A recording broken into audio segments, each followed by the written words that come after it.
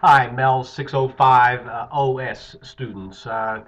It is week 5 here in our spring semester for 605, and I'm here to tell you a little bit about the readings and the stuff that's due this week, as well as the what to do about your evidences, your CAP E and such. So last week your dialogue was Hersey and Achieve and Glickman, directive controlling and moving from directive controlling to informational directive behaviors.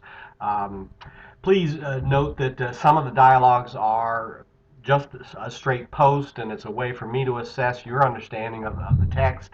Others do require you to respond to a peer, and if you are responding to a peer, if you can post by Friday and give people the weekend to respond, that's a great thing. But they are due by midnight on Sunday, so uh, Super Bowl might have missed up a couple of you, messed up the Panthers. Anyway, shout out to Kathy Mask from last week. A great response about how the principal in that case could have toned down the directive control for a BT with a more informational directive approach.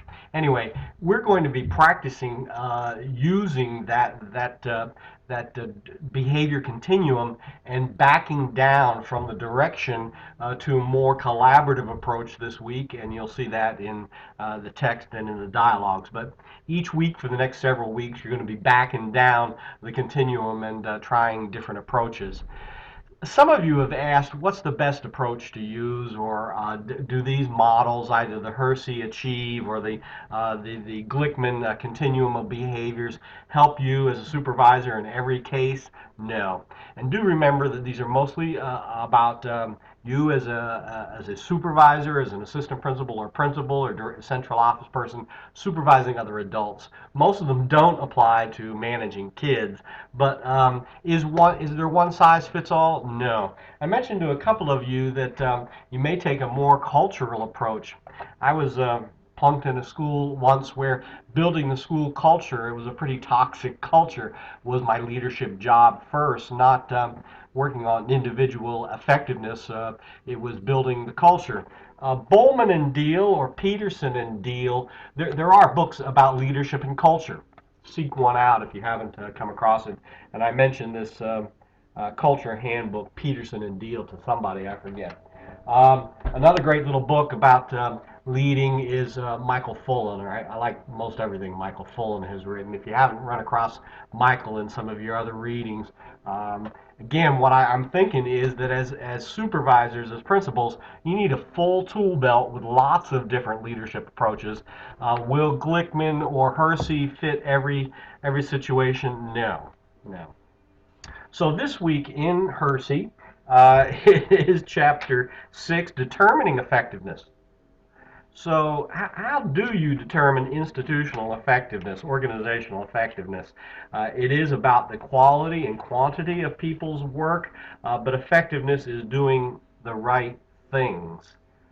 Think about that. Effectiveness is doing the right things. A lot of it is oftentimes about your time. Where are you putting your time? As I evolved as a principal, I found it really important to be out in the building, in and out of classrooms. Before they called them walkthroughs, I like to tour my building and try to get in and out of every classroom on any given day. I learned a lot more, and teachers got to be comfortable with me walking in and out of their classroom. I got to see a lot more instruction. I got to know more about kids and the way that adults interacted with kids in the building. So, how are you choosing to spend your time? If it's in the office trying to answer reports and do paperwork, you might want to rethink that in terms of effectiveness of leadership. So, chapter 6 in Hersey this week is about effective leadership and how is that different from effective management. So, for full credit, please post your response and respond to somebody else this week for that one. And then in Glickman, it's chapter 9, collaborative behaviors. And again, this continuum of supervisory behaviors, we're backing down from the directive to the directive and directive informational to the collaborative. It's getting more collaborative and less directive. You had lots of great examples in the past. Practice using the collaborative behaviors, post a response to the prompt, and answer at least one other or respond to one other one this week. What about the CAP? Okay, so some of you, all of you have now posted your graphic organizer to the Blackboard for peer review. Thank you. Some of you have not continued with the next step and completed the peer review. Please do that if you have not already. And the CAP-E's that I've seen do look different, and that's okay. There are many ways to MECA in terms of completion of these evidences, and they should not all be cookie cutter and look exactly the same. That's a good thing. But as I read the rubric, it should be a visual that graphically displays the work of your school group toward this cultural analysis and an action plan. Part B, D of your CAP should be visually displayed.